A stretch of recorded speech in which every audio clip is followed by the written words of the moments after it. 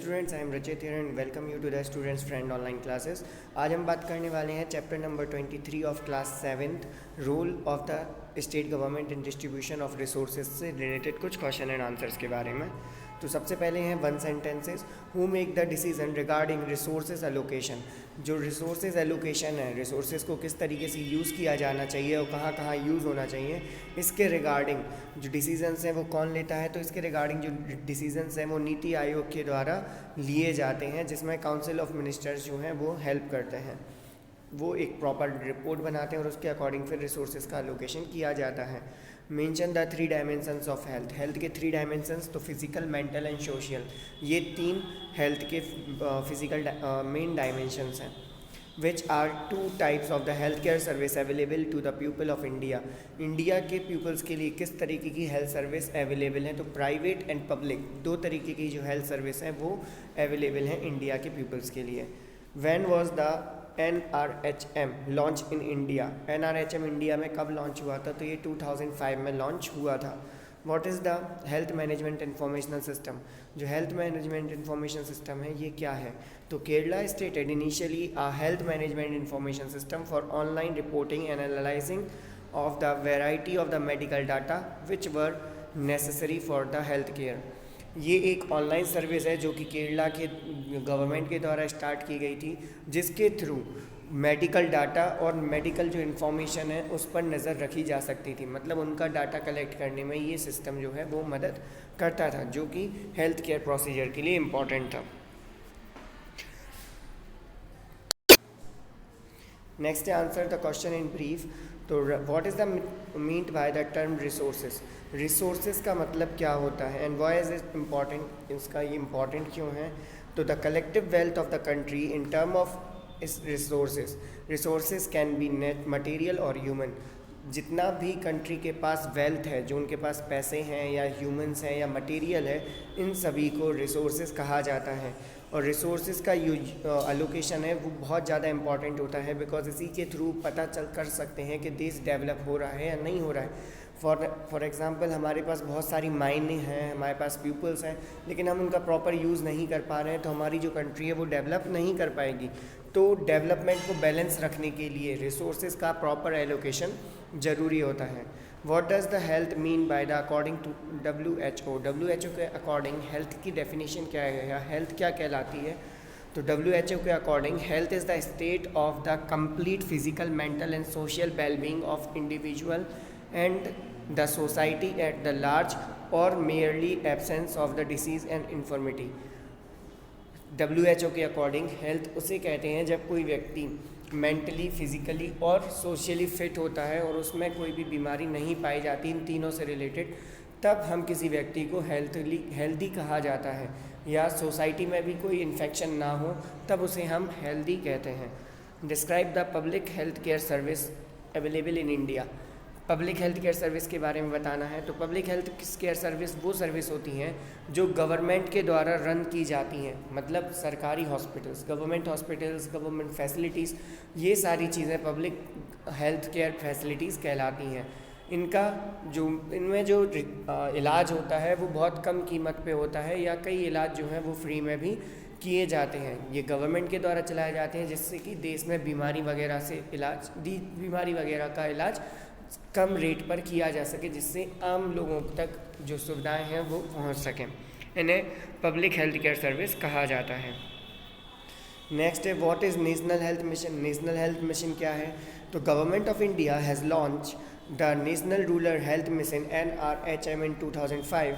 In 2030 it launched the national urban health mission and both become and represented under the national health mission in 2018. The national health mission finance the healthcare program in the state and the union territory. जो national health care mission है, इसके under में जो ये government का ऐसा programme है जो गांव या शहरों में जब कोई फैसिलिटी लॉन्च करनी होती है या हेल्थ केयर से रिलेटेड कोई पॉलिसी लॉन्च करनी होती है, तो उसको फाइनेंशियल सपोर्ट प्रोवाइड करते हैं NHM के थ्रू। प्लस ये कब लॉन्च हुआ था। तो सबसे पहले इसकी स्टार्टिंग NRHM के तौर पर हुई थी 2013 में, बाद में 2005 में, बाद में 2013 में इसमें एंड UHM को लॉन्च किया गया, अर्बन सेक्टर के लिए लॉन्च किया गया, और दोनों को मिलाकर 2013 में से कंबाइंड नाम नेशनल हेल्थ मिशन दिया गया। Mention some health mission initiative in Kerala. Kerala में हेल्थ केयर मिशन के द्वारा क्या, नेशनल हेल्थ मिशन के द्वारा कुछ इनिशिएटिव्स के बारे में बताना है। तो केरला में इन्होंने कई सारी जो हेल्थ केयर फैसिलिटीज़ और कई सारी प्लानिंग जो है लॉन्च की थी, जिसको financial support national health mission के थ्रू दिया गया था। यहाँ पर कई सारे इंफ्रास्ट्रक्चर, बिल्डिंग्स वगैरह तैयार कराई गई, कई फैसिलिटीज़ यहाँ पर अवेलेबल कराई गई, नई मशीनरीज लॉन्च करी, साथ में कई सारे प्रोग्राम्स जैसे programme for control blindness, national tuberculosis, ऐसे कई सारे प्रोग्राम्स जो हैं वो इन्होंने यहाँ पर लॉन्च किए थे, जिससे कि केरला जो है वो number 1 in health care facilities India में बना। तो इस तरीके से आप समझ सकते हो कि हेल्थ केयर मिशन, जो हेल्थ मिशन है, नेशनल हेल्थ मिशन, इनका मेन काम होता है हेल्थ केयर फैसिलिटीज़ के लिए फंडिंग प्रोवाइड करना। अब है हमारे डिटेल्ड आंसर। तो how is the process of the resources allocation in state. State में रिसोर्सेज एलोकेशन किस तरीके से किया जाता है। तो it is the responsibility of the state government to improve the primary health care infrastructure. The Niti Aayog, in the collaboration of the World Bank and the Ministry of the Health and Family Welfare, has released a health index in 2018. The index will help central government to measure the improvement of the state in terms of its health and help the central government to measure the improvement of the state in terms of its infrastructure. अब क्या हुआ, कैसे पता किया। तो 2013 में जो state है, हर स्टेट गवर्नमेंट, इंडिया का जो नीति आयोग है, उसने वर्ल्ड बैंक के साथ और मिनिस्ट्री ऑफ हेल्थ के साथ कोलैबोरेट किया। उनके साथ मिलकर उन्होंने 2018 में हेल्थ इंडेक्स लॉन्च किया। ये हेल्थ इंडेक्स सभी स्टेट्स की फैसिलिटी, हेल्थ को देखकर लॉन्च किया गया था कि किस स्टेट की हेल्थ में कंडीशन क्या है। इसके अकॉर्डिंग ये लिस्ट तैयार की गई थी, जिसमें बताया गया था कि कौन से स्टेट में क्या हेल्थ की कंडीशन है। इसके अकॉर्डिंग स्टेट गवर्नमेंट को काम दिया गया कि इस हेल्थ इंडेक्स के अकॉर्डिंग सभी स्टेट गवर्नमेंट जो रिसोर्सेज का एलोकेशन है वो निर्धारित करें कि किस तरीके से रिसोर्सेज को एलोकेट किया जाए कि बाकी चीज़ों में सुधार किया जा सके। मेनली अगर हेल्दी है तो सारी चीज़ें राइट वे में चलती हैं, इसलिए इसमें रिसोर्सेज का एलोकेशन निर्धारित किया गया। इसके लिए the directorate of the health service administrated by the government of Kerala oversee the establishment and maintenance of the medical institution with necessary infrastructure, control the communicable diseases, rendering of the family welfare service including the maternal and the health service। इसी health index को देखते हुए केरला ने अपनी सुविधाओं में बहुत सारे सुधार किए, कई सारे नए प्रोग्राम्स लॉन्च किए गए, कई सारे नए इंफ्रास्ट्रक्चर तैयार करे गए, जिससे कि जो केरला की कंडीशन है हेल्थ के मामले में बहुत ज़्यादा ग्रो करी। और इसी तरीके से बाकी जगहों पर भी रिसोर्सेज का एलोकेशन किया जाता है। मींस पहले हेल्थ इंडेक्स में देखा जाता है कि कहाँ ज़रूरत है, उसके बाद रिसोर्सेज को वहाँ पर यूज़ किया जाता है। नेक्स्ट है public and private health care service में आपको डिफरेंस बताना है। तो अब यह मैंने बताया कि पब्लिक जो हेल्थ केयर सर्विस होती है वो गवर्नमेंट के द्वारा रन की जाती है, जबकि प्राइवेट जो हेल्थ केयर सर्विस है वो किसी पर्टिकुलर व्यक्ति के द्वारा या पर्टिकुलर ऑर्गेनाइजेशन के द्वारा लॉन्च किया जाता है। पब्लिक हेल्थ केयर की बात करें तो ये गांव शहरों में सभी जगह पर इस्टेब्लिश्ड होते हैं, साथ में इन पर जो चलाने का खर्चा होता है वो लोगों के टैक्स के द्वारा मिलता है।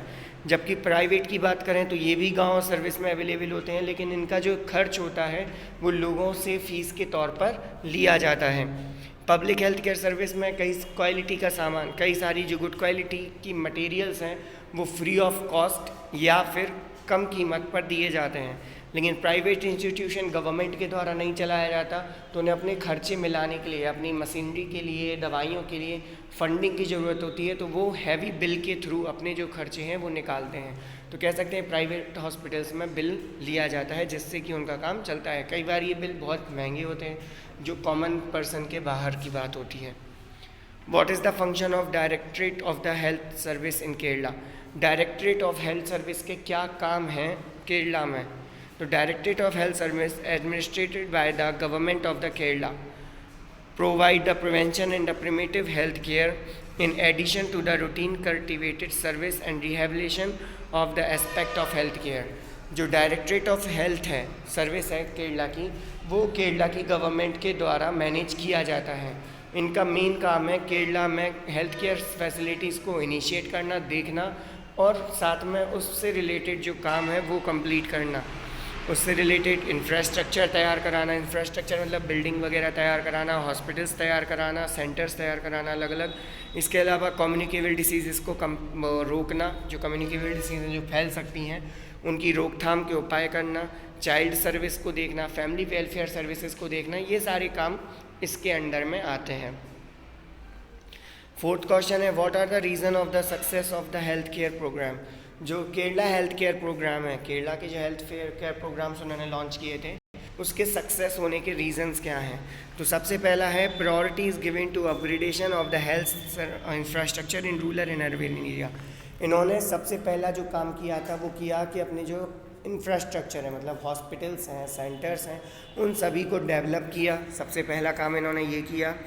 इसके बाद NRHM funding is possible to upgrade community health service CHC and other medical institute। इसके बाद NRHM national rural health mission ने बहुत ज़्यादा मदद की इस चीज़ में कि जिससे कि इनके जो हॉस्पिटल्स हैं वो अपग्रेड हो सकें, मतलब इनके जो कम्युनिकेबल सेंटर्स थे उनकी मशीनरी को अपडेट करने में NRHM की फंडिंग ने एक बहुत बड़ा हाथ योगदान दिया। Upgradation of the general hospital, district hospital, taluk hospital and so on. इसके अलावा इन्होंने जनरल हॉस्पिटल, तालुक, डिस्ट्रिक्ट सारे हॉस्पिटल्स को अपग्रेड किया।